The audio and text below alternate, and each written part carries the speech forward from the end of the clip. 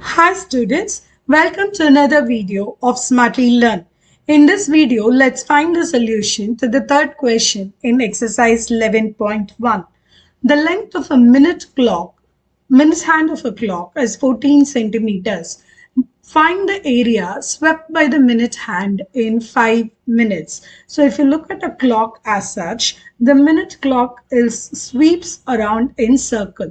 So if you're looking at 5 minutes of movement, say it started here. After 5 minutes, the minute hand is positioned somewhere here. So they're asking the area swept by the minute hand means it is the area of this particular sector. So first we need to know the radius is already given. So the formula for area of sector is theta by 360 into pi r square. R is directly given to us. What is missing is the theta. So let's first calculate the theta for this particular question. See, when a minute clock revolves around here, it covers 360 degrees for 60 minutes. So in order to cover 60 minutes, the clock or minute hand travels or moves around 360 degree. So for 5 minutes, how many degrees will it cover? So that will be 360 into 5 divided by 60. So this is 6 times. So that is going to be 30.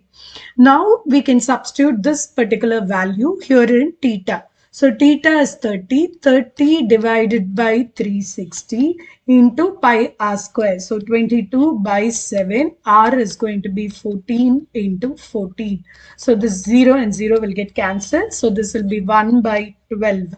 Here 1, 7 will vanish here. So that goes away. So what is left here? I'm going to use this 2. So 2 ones are, this will be 6 times.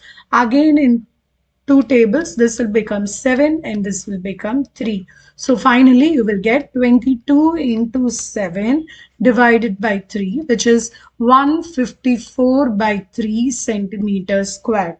Now this is going to be in fraction. So I'm converting this into decimal value, which is 51.33 centimeters square approximately because of this fraction to decimal conversion.